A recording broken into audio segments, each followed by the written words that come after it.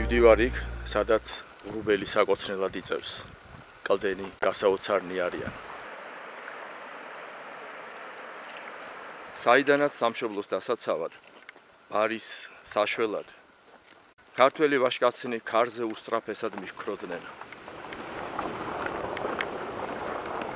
რომელთა დედას ლოცავდა ერი, რომელთა მარჯვენას აქებდა დიდი და პატარა, რომელთა ბრძოლა სამაგალითო იყო.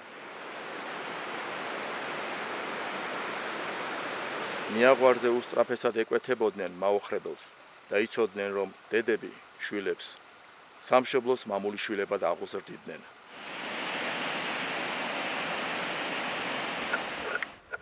ეს ერთ-ერთი ასეთი მხარეა საქართველოსი. უნდა გამოგიტყდეთ, მაგრამ პირველად ვარ თუშეთში. თუშები მთასაც იცავდნენ მტრებისგან და ბარსაც შველოდნენ ბრძოლებში. მომხდურს უპასუხოდ არტოვებდნენ. სამშობლოსათვის სიცოცხლეს არ ზოგავდნენ. ბარიც შველოდა მთიელებს და ღირსეულ სახელსაც ტოვებდა. 2021 წელი. 35 წელი გავიდა ხომლელთა ხვამლის მთის საქართველოს განსაცავში შესვლიდან და 1945 წლის ექსპედიციის წევრის განაფიქრიდან.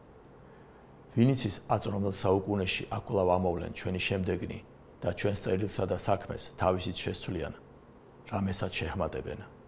ლევან გოთუას ამ ფიქრებიდან ჯერ 41 წელი გავიდა და წერილი შეიცვალა, შემდეგ 35-იც და საქმეც შეემატა სამშობლოს სიყვარულით სავსე, სწორედ ისეთი, როგორიც ჩვენს წინამორბედ მამულიშვილებს სურდათ.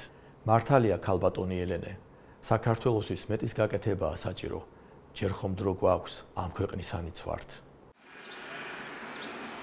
საქართველო ჩვენი დარდი და სადგივარია. ჩვენი დასაცავი და ასაღორძინებელი. ჩვენი დასაცავი და ასაღორძინებელი. გვინდა ჯანსაღი გარემო, განათლებული საზოგადოება, განვითარებული ეკონომიკა, მედგარი თაობები, ძლიერი ქვეყანა.